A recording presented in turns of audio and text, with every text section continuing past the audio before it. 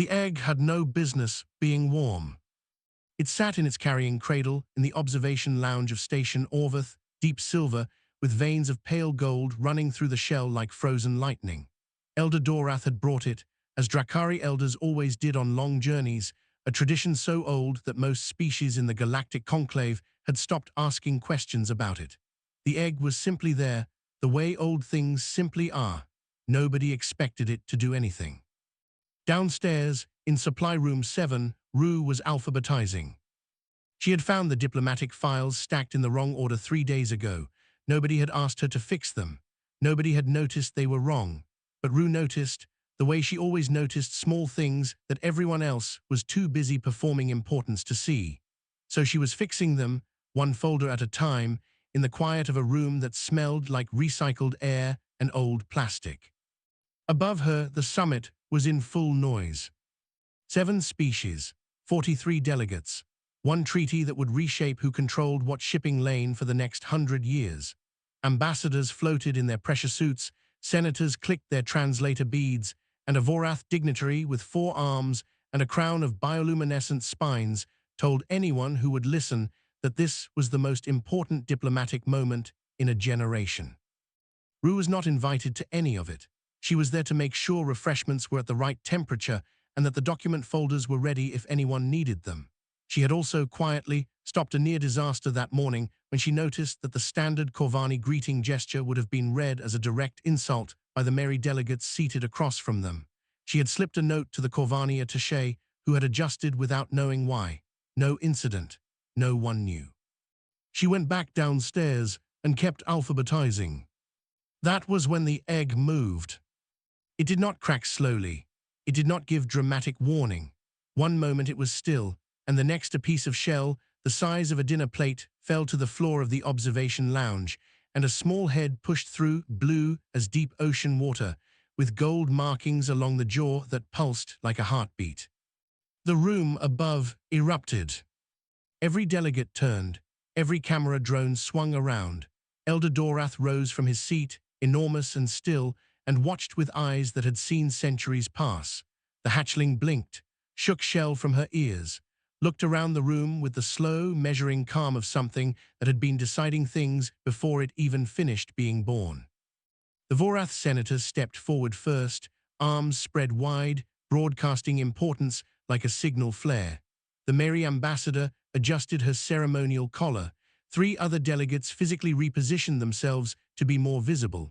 The whole room leaned toward the hatchling at once, a tide of ambition dressed up as welcome. The hatchling looked at all of them. Then she stepped off the cradle, landed on the floor with a soft click of small claws, and walked toward the door. Silence.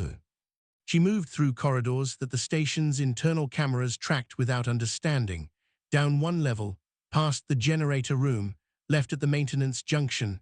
The delegates above scrambled to follow via the camera feeds, convinced she must be heading towards someone important. Someone on a lower floor, perhaps. A general, a hidden dignitary. She pushed open the door to Supply Room 7 with her nose. Rue looked up from the folder in her hands. The hatchling was about the size of a large cat, all blue scales and gold light, wings folded tight against her back, eyes the color of sunlit water. She stood in the doorway and stared at Rue with the complete attention of something that had not yet learned to pretend it was looking elsewhere. Rue stared back. Then she said, the way she said most things, quiet, practical, with no performance in it at all, "Hello, are you lost?" The hatchling walked to her, pressed her warm, scaled head against Rue's knee, closed her eyes. The gold markings on her jaw blazed bright for one long moment, then settled into a steady, slow pulse. Up in the observation lounge, every camera was pointed at the wrong room. Elder Dorath was not looking at the cameras. He was looking at the feed from Supply Room 7, which one junior technician had thought to pull up out of simple confusion. The elder watched the small blue dragon lean into a human woman who was still holding a half-sorted folder of diplomatic files. Dorath set down his tea. He had not moved quickly in 400 years, but something in his ancient chest shifted, the way stone shifts before a mountain decides to become a valley. Ah, he said quietly to no one. Around him, the most powerful beings in the known galaxy were still looking at the door the hatchling had left through, waiting for her to come back. She did not come back. She had already found what she was looking for. Word traveled faster than Rue did. By the time she carried the hatchling up from supply room 7, the small dragon draped across both her arms like a cat that had decided to become a scarf. The corridor outside was lined with people. Delegates, aides, camera drones, and one very tall Vorath senator who looked like he had swallowed something unpleasant and was trying to decide whether to spit it out or swallow it further. Rue walked through the crowd the way she always walked through rooms, looking straight ahead, not performing anything.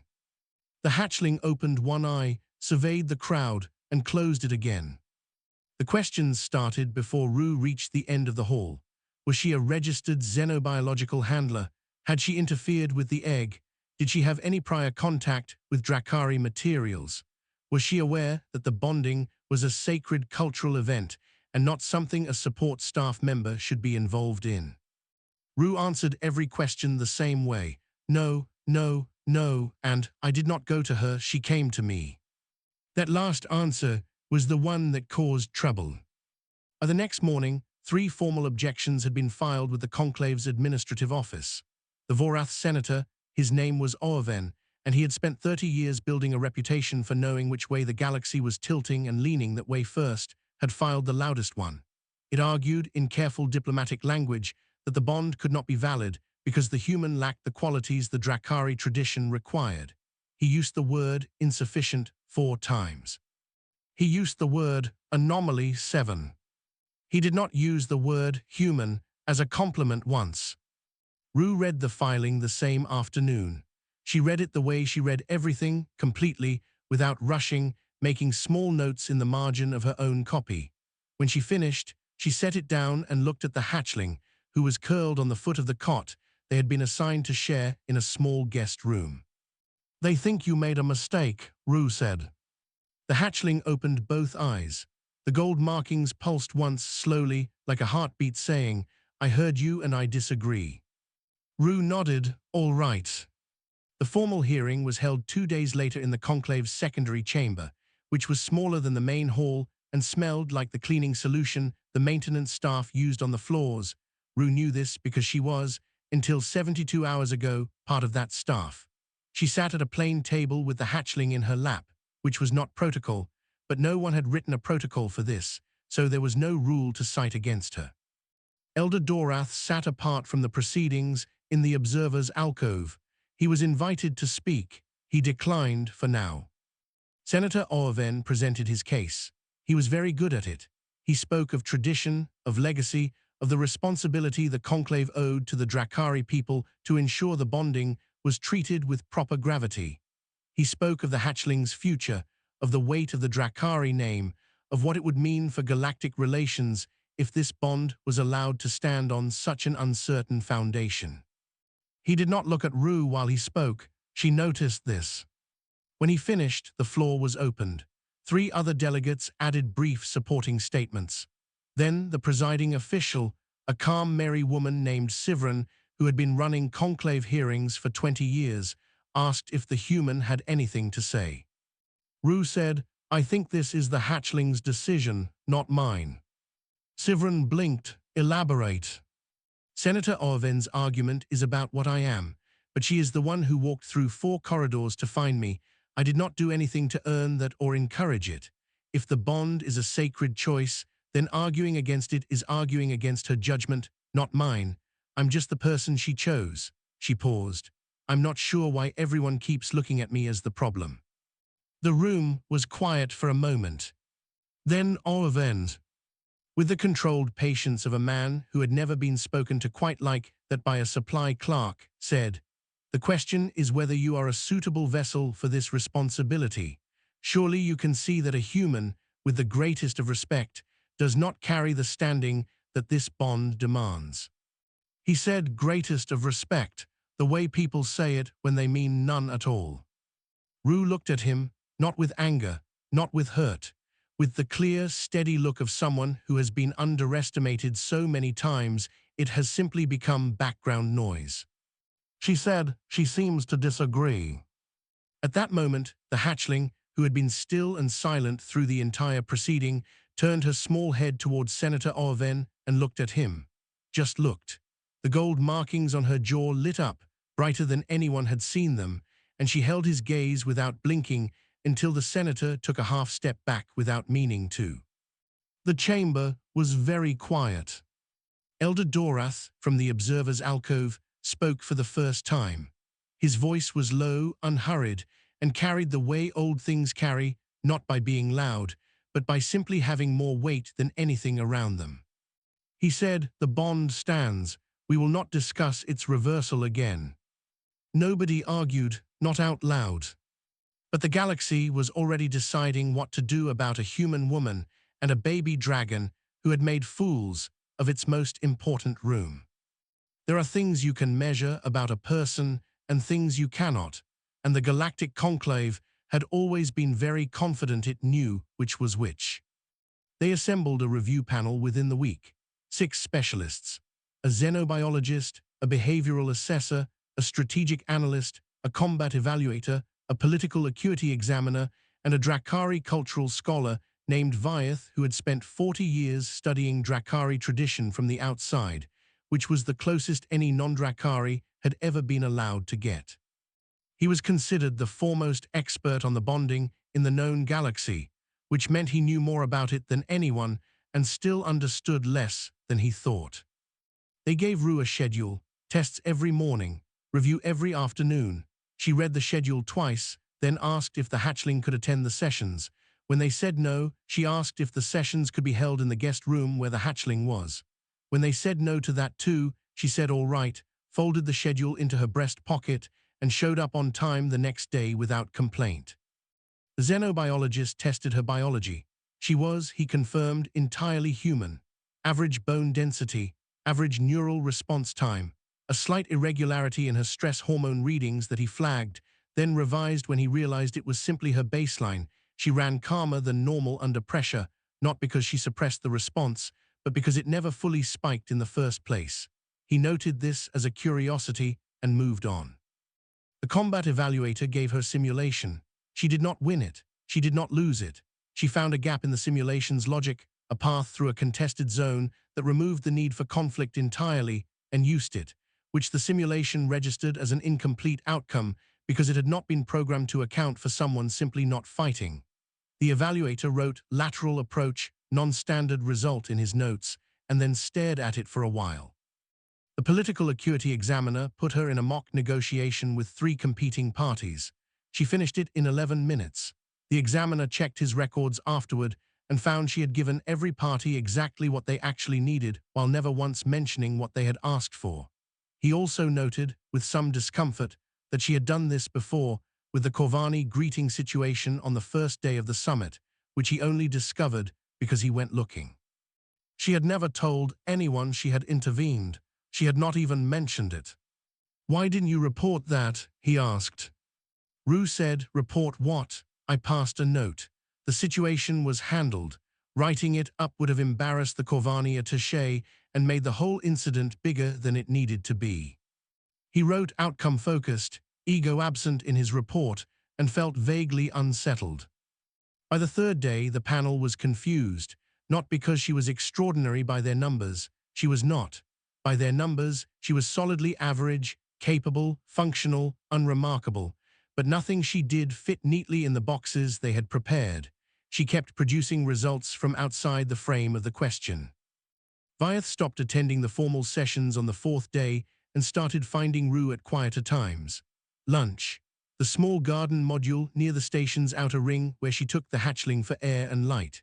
He sat nearby and asked questions that the panel had not thought to ask, because the panel was still trying to figure out what she was good at, and Vyeth had started wondering if that was the wrong question entirely. He asked her about the files, the ones she had been alphabetizing in Supply Room 7 when the hatchling found her. "Nobody asked you to do that," he said. "No," Rue said, She was watching the hatchling move through the small garden, stepping carefully around the blue-leafed plants as if she understood they were alive. But they were wrong. It bothered me. It bothered you, Vyeth repeated. Small things that are wrong become big problems later, usually for people who weren't involved in making the mistake and had no way to see it coming. She shrugged. It takes 5 minutes to fix a filing order. It takes weeks to fix a diplomatic incident caused by a delegate pulling the wrong document at the wrong moment. Vyeth was quiet. The hatchling had stopped walking and was sitting in a shaft of artificial sunlight, completely still, her gold markings pulsing slowly. She's happy, Rue said, nodding at the dragon. She does that when she's happy. Vyeth looked at the hatchling, then at Rue, then back at the hatchling. Something clicked into place behind his eyes with the quiet force of a lock that had been waiting years for the right key. He excused himself. He went directly to Elder Dorath's quarters and knocked, which was something he had never dared to do in 4 decades of research. Dorath opened the door himself. He looked at Vyeth's face and stepped aside without asking why he had come. Vyeth sat down, he said, "She's a peace weaver." Dorath said nothing. "The young one, she is going to be a peace weaver, that is why she needs," Vyeth stopped, "put it together the rest of the way. Someone who acts before being asked, someone who fixes things without needing them to be noticed, someone who—" "Yes," Dorath said. "Just the one word. The way you say yes when you already knew and have been waiting for someone else to catch up." Vyeth stared at the floor. "How long have you known?" "Since before we left Drakari space." The elder's voice was without drama, the way truths are when they have had a long time to settle. "The egg was already warm before we boarded." She knew. She was already looking. The review panel filed their report the next morning. It concluded that Rue showed no remarkable qualities sufficient to explain the bond. They recommended further observation. Dorath read the report. He folded it precisely in half, set it down, and did not read it again. The attack did not announce itself. That was the point of it. The separatist faction within the Vorath Dominion, the group that stood to lose the most when the Selvari Accords passed, had spent months planning it. Not a bombing, not a weapon, something cleaner and harder to trace, a targeted failure of the station's atmospheric regulation in the lower decks, where the maintenance crews and support staff lived, while the diplomatic corps was locked behind sealed doors in the secure levels above. If it looked like a systems malfunction, there would be no political incident, just an unfortunate accident, the kind that happens to people no one important is looking at. The first warning Rue had was that the lights in the corridor outside their guest room flickered twice and went amber. She knew what amber meant. She had read the emergency protocol manual in her first week on the station because it was in the filing cabinet next to the diplomatic folders, and she had nothing else to do that afternoon. The manual was 3 years out of date, but the core logic was the same. Amber meant atmospheric compromise in the lower ring. It meant the vents were pushing bad air. She had approximately 20 minutes before the lower decks became dangerous, less if the crew down there panicked and started moving fast. She did not panic, she pulled on her boots. Sol, the hatchling, who was now large enough that she took up most of the cot when she stretched out, lifted her head. The gold markings on her jaw shifted, quick and alert. Reading something in Rue that Rue herself hadn't voiced yet. Rue said, "Stay close." Sol stood up, stretched once, and followed. The lower decks were 7 floors down and already loud with the sound of things going wrong. Pressure seals failing, vents hissing with the wrong kind of pressure. 6 crew members were clustered near the main junction, talking over each other in 4 different languages, and none of them were moving because none of them could agree on what to do. Rue counted heads, 7 crew total, including 1 merry technician who was already coughing, 2 Vorath workers at the far end of the corridor who had not been reached yet, and behind a collapsed section of ceiling panel near the generator junction, she could hear voices, 2 more, trapped. She did not ask who was in charge. There was clearly no one in charge. She pointed at the tallest crew member, a broad Corvani whose people thought in visual patterns first. You bright light from your kit, left vent shaft, hold it open. He moved before he thought about why. That was the trick with Corvani, give them a direction they can see, and they go. The Mary technician she sent to the secondary oxygen release on the east wall. Mary navigated by scent, and she could reach the valve fastest by smell alone. The two younger workers she sent to the trapped crew members with a specific sequence of panel removals she recited from memory. The remaining two she stationed at the junction to manage pressure flow. She gave every instruction once, clearly, without shouting. Then she went to the generator junction herself. Sol stayed at her side, wings half-raised, head low. She was the size of a large dog now, and in the flickering amber light her gold markings blazed. Rue felt something through the bond, a warmth that was not temperature, a steady readiness, like a second heartbeat synchronized with her own. The two trapped crew members were behind a collapsed panel, the ceiling support strut having come down at a bad angle. The Corvani's light found them, one Vorath maintenance worker and one young Vorath civilian, a child who had apparently followed her parent to work that day and was now pressed into a corner with both hands over her face.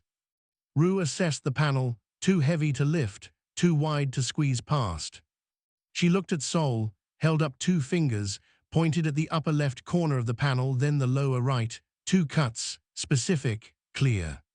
Sol looked at the points, looked at Rue. Then she opened her mouth and exhaled, not a blaze, not a roar, but two precise, thin lines of blue-edged fire, surgical as a blade, exactly where Rue had pointed. The panel fell in 3 pieces. Rue stepped through and picked up the child. The Vorath maintenance worker stared at her, then at Sol, then at the clean cuts in the panel. Rue said, "Can you walk?" He said, "Yes." She said, "Then walk." They were all in the emergency staging area on level 5, sealed behind good pressure doors, within 11 minutes of when Rue had first pulled on her boots. All of them. The Mary technician was still coughing, but breathing real air. The child had her face buried against Rue's shoulder and had stopped shaking. It was 12 more minutes before the station's security team reached the lower decks. They found everyone accounted for, seated, calm, and a human woman with a dragon at her feet, who looked less like a survivor and more like someone who had just finished a task that had needed doing. Nobody up in the secure levels had been watching the lower deck cameras at first, too much else going on. But a conclave aide had pulled the feed when the amber alert fired, mostly to document the malfunction, and had not stopped watching. The feed reached the diplomatic corps internal screens. At the same moment, Senator Orven was in the middle of a private conversation about what to do about the bonding situation. He watched Rue carry the Vorath child through the smoke. He did not say anything for a long time. Outside, the gold markings on Sol's jaw pulsed steady and slow, all the way back to the upper levels. Calm, certain, the rhythm of something that had made the right choice and knew it. The footage traveled at the speed of embarrassment, which is faster than light and harder to stop. The aide who pulled the lower deck camera feed shared it with 2 colleagues to confirm what he was seeing. Those colleagues shared it with 4 more. By the time the station's security team was writing its incident report, the footage had reached the press pool on Deck 9. By the time the incident report was filed, it had left the station entirely. It arrived at Conclave Central like a stone through a window. 48 hours later, it was everywhere. Every feed, every news platform, every diplomatic briefing room in the known galaxy had seen the same thing. A human woman, alone, organizing a chaotic crew in 4 languages, cutting trapped people out of debris using a baby dragon with the precision of a surgical team, and carrying a frightened Vorath child through smoke without stopping to announce that she was doing something remarkable. That last part was what people could not stop watching. She did not look at the cameras. She did not hesitate. She did not appear to consider, even briefly, whether this was her job or her responsibility or her risk to take. She just did it. The response from the public was enormous, loud, and deeply uncomfortable for several specific people. Senator Orven's office released 3 statements in 2 days, each one slightly different in tone, each one trying to find a way to explain that his concerns about the bond had always been about process, about protocol, about the proper functioning of sacred tradition, and not, he wanted to be very clear, about the human herself. The galaxy read all 3 statements. The galaxy was not persuaded. Elder Dorath called a formal session for the 4th day after the attack. He had declined every request for a statement until then. He had sat in his quarters, received Vyeth twice, and looked out at the stars with the patience of someone who had seen enough of history to know when a moment was arriving, and when it was better to let it finish arriving before you spoke. The session was held in the main chamber, full attendance, 43 delegates plus their aides, camera drones lining the walls. Rue was given a seat at the front of the observer's gallery, which was not a speaking position. She sat there with Sol at her feet, Sol, who was now noticeably larger than she had been a week ago, and whose gold markings lit the gallery floor in shifting patterns that several delegates found themselves watching instead of the speaking podium. Dorath stood at the center of the chamber. He was vast, even by Drakari standards. The light bent a little around him, the way it does around things that have been holding weight for a very long time. He did not greet the assembly. He did not thank them for attending. He began, and the chamber went immediately quiet, the way things go quiet when the sound in the room has been replaced by something older. He told them about peaceweavers. Not the word, the thing itself. He told them that a peaceweaver was not a title the Drakari gave to someone. It was a nature that emerged, across centuries, in rare hatchlings who were born with the ability to hold the threads of living things together without tearing them. He told them that a peaceweaver's bond was the most precise thing in Drakari existence, because a peaceweaver would become the shape of their bonded's character, would learn through them and grow through them, and build their understanding of the world through the one they trusted first. He told them that Sol had chosen Rue with the certainty of deep water and the accuracy of a bone that knows exactly where it belongs. Then he said the part that made several delegates look at the floor. He said that a civilization which cannot recognize quiet virtue is not a civilization that is succeeding. It is one that has built its walls so high it can no longer see what is holding the foundations up. He said that the beings who run the stations and fix the files and notice the small errors and carry the frightened children through smoke, those beings are the reason the great halls have floors to stand on at all. And if the conclave had spent years unable to see that, then the conclave had a much larger problem than one human clerk and one baby dragon. He was not shouting, he never raised his voice. He did not need to, the weight of it was already in the room. Then he did something no Drakari elder had ever done outside their own kind. He turned to Rue in the observer's gallery and spoke a word in Old Drakari. He said it clearly enough for every translator bead in the room to attempt it, and none of them fully succeeded. The closest approximation, passed around the chamber in a dozen languages, was, "She who moves before the call." He said it was the highest title a non-Drakari had ever received. There had been exactly one other. The records of who that was had been kept within Drakari society for 900 years. Rue did not stand. She did not make a speech. She nodded once, with the composure of someone who was not sure quite what to do with an honor that size, but was not going to let that show. The Selvari Accords passed in full session that afternoon. Unanimous. The Vorath separatist faction had, in the process of trying to erase a few inconvenient people, managed to discredit themselves so completely that their allied delegates inside the conclave voted against them to save face. When the press asked Rue for a statement, she gave them one. 11 words, spoken evenly, with Sol sitting beside her in the press room looking at the journalists the way young predators look at things they have decided are not worth the effort. She said, "I just did what needed doing. Sol helped, we are fine." The journalists, who had been expecting more, sat in silence for a moment. Then someone in the back started clapping, and that was that. 6 months later, the office assigned to Rue was on the station's upper ring, which had a good viewport and enough floor space for a dragon who was growing faster than anyone's projections had anticipated. The conclave had created the position from nothing.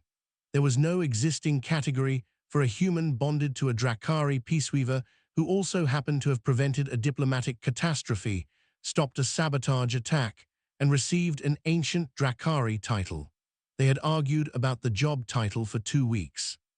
They had eventually settled on liaison, which was broad enough to mean almost anything, and had given Rue a desk, a budget, and a room large enough that Sol could stretch out fully without knocking anything over. Sol was now the size of a draft horse. Her gold markings had grown more complex over the months, spreading in patterns up her neck and along the undersides of her wings. When she flew, which she did, sometimes, in the station's outer bay during off hours, the markings lit up and you could see her from 2 decks away. Vyeth visited on the first day of the 6th month. He had been back and forth from Drakari space 3 times since the summit, each time with more notes and fewer certainties, which he said was the sign of real research. He brought Sol a gift of smoked sea root from the Drakari home world, which she accepted with great dignity and ate in about 4 seconds. Rue made tea. They sat in the office, the viewport behind them full of stars, and talked the way they had gotten used to talking, like people who have started to understand each other. At some point, Vyeth asked the question he had been building toward for months. He asked Sol directly, which he had only recently become brave enough to do. He asked her what she had seen that first day in the supply room. Sol raised her head from where she had been resting it on the floor. The gold markings on her jaw pulsed once, slow and bright. She said, in words now, her voice low and layered, in a way that made the air in the room feel slightly denser, nothing. Vyeth blinked, nothing. Everyone else I could sense before I reached them. Their wanting was very loud. The senator wanted to be chosen. The ambassador wanted the honor of it. The general wanted what the bond would mean for his people's standing. She paused. The pulsing of her markings slowed into something almost meditative. Rue was not wanting anything. She was just there, doing a thing that needed to be done, with her whole attention on that thing, and none of it on whether anyone was watching. Vyeth was quiet. Sol looked at Rue. A peaceweaver cannot be built from a bonded who performs goodness. They can only be built from a bonded who does it. She said it simply, the way you state a thing that is obvious once you have seen it. The others were performing. Rue was not. I had never felt that before. It was very clear. Rue, who had heard this for the first time, set down her tea and looked out the viewport for a moment. You never told me that. You never asked. I didn't think I should. Sol made a sound that was somewhere between a rumble and a sigh, warm and low. I know. Vyeth wrote everything down. He would later publish a paper on the mechanics of the Peaceweaver bond that would be required reading across 9 universities in 4 species academic systems within 2 years. He considered it the most important thing he had ever written. He also considered privately that he had spent 40 years studying Drakari tradition and still needed a human clerk to show him what he had been missing. Later that same afternoon, a knock came at the office door. The being in the doorway was young, a junior diplomat from the Soran Collective, a species that had been politely contemptuous of humans for as long as anyone could remember. He was holding a data pad and looked like he had been standing outside the door for a while before he knocked. He said he had a problem, a small one. A trade dispute between 2 of his collective's colony stations had been grinding through conclave channels for 3 months without resolution because it did not fit the standard categories and kept getting moved to the wrong department. No one had died. No one was even that angry. The machinery just did not know where to put it, so it kept passing the problem along. He had come to Rue, he admitted with some discomfort, because someone had told him she noticed things that fell between cracks. Rue listened to the whole thing without interrupting. Sol lifted her head from the floor and watched the young diplomat with one iridescent eye, which he very carefully did not look directly at. When the diplomat finished, Rue said, "The classification issue is the problem. It's being filed as a resource dispute, but it's actually a jurisdictional boundary question, which means it belongs in a completely different review channel. If you refile it under administrative boundary resolution, it will reach the right desk within a week. The diplomat stared at her. That is it. That is it. 3 months, he said, with the hollow sound of someone calculating how much time had been wasted. Wrong drawer, Rue said, not unkindly. He left looking like a person who had expected to climb a mountain and had instead been handed a map showing the road around it. Sol watched the door close, then she said to no one in particular, "He will be back." Rue picked up her tea again, probably. The stars outside the viewport were the same stars they had always been, indifferent and ancient, hanging in a galaxy that was still figuring out what to make of a woman who noticed small wrongs and fixed them without being asked, and a dragon who had understood from the very first breath of her life why that mattered. Sol pressed her warm, enormous head against Rue's shoulder, the way she had in a supply room 6 months ago when she was the size of a cat, and the galaxy had not yet learned to pay attention. It had learned a little since. It had more to learn still. That was all right. The two of them were patient.